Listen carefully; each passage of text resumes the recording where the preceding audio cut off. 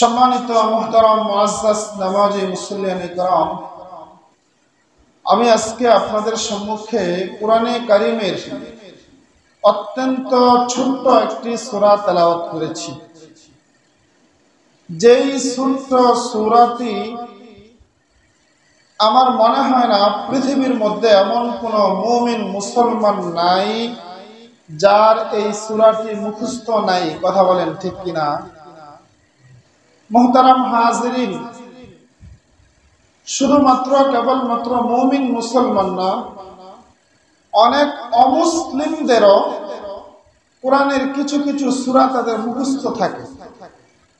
মসজিদের পাশে যদি কোনো হিন্দুদের বাড়ি থাকে অথবা কোনো অমুসলিম যদি মুসলিম ফ্রেন্ডদের সাথে চলাফেরা উঠা বসা করে, তাহলে তাদেরও দেখা যায় কোরআনে কারীমের কিছু কিছু ছোট ছোট সূরা দোয়া কালাম মুখস্থ থাকে।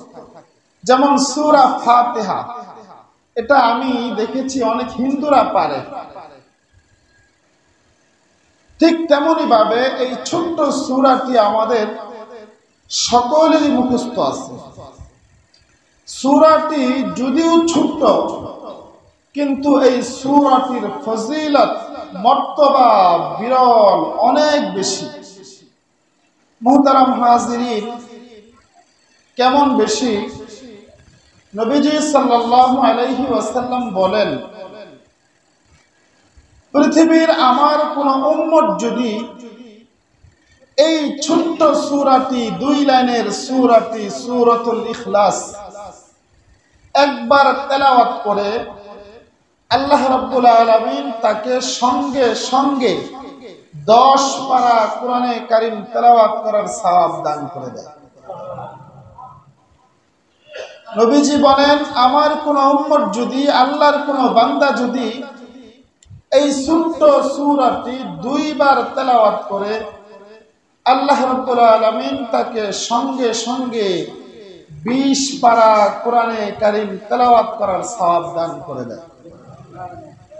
নবীজি বলেন, পৃথিবীর কোন মানুষ যদি এই ছোট্ট সূরাটি 3 বার তেলাওয়াত করে, আল্লাহ রাব্বুল আলামিন তাকে 30 পারা পূর্ণাঙ্গ কোরআনে কারীম খতম করলে যেই সওয়াব হয়, সেই সওয়াব তাকে দান করে দেয়। মুহতারাম হাজিরিন, এই সূরাটির এত বেশি ফজিলত, এই সূরাটির এত বেশি মর্যাদা, এই সূরাটির এত বেশি মর্তবা। এই সূরাটি এত বেশি মর্যাদা মর্তবা হওয়ার কারণ কি?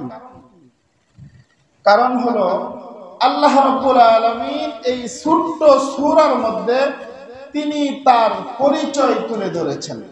সুবহানাল্লাহ বলেন না?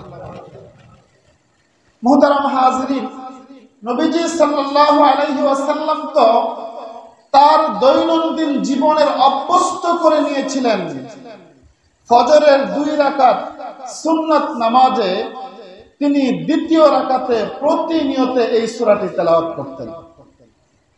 মাগরিবের সুন্নাত তিনি প্রতিনিয়ত দ্বিতীয় রাকাতে এই সূরাটি তেলাওয়াত করতেন।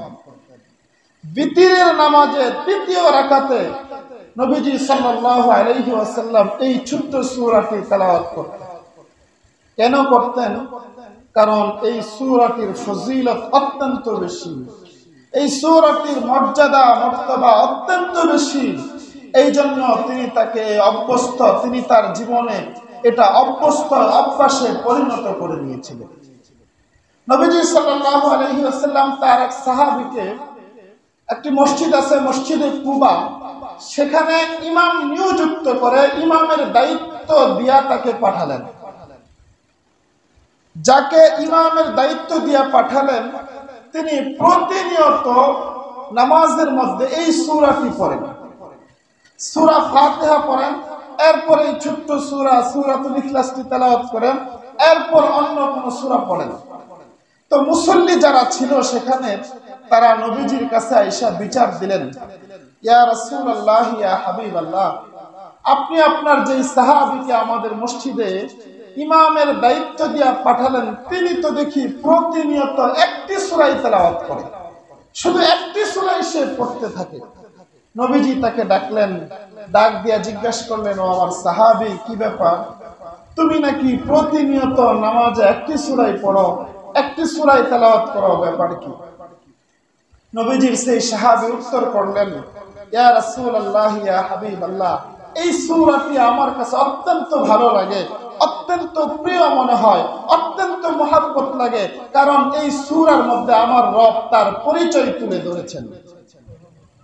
নবীজি সাল্লাল্লাহু আলাইহি ওয়াসাল্লাম সঙ্গে সঙ্গে সাহাবীকে ডাক দিয়া বললেন, ও আমার সাহাবী, শুনিয়া রাখো, তুমি তোমার রবকে মহব্বত করার কারণে, তুমি তোমার রবকে ভালোবাসার কারণে যে প্রতিনিয়ত এই ছোট্ট সূরাটি তেলাওয়াত করো, এই জন্য তোমার রবও তোমাকে মহব্বত করে ভালোবাসে।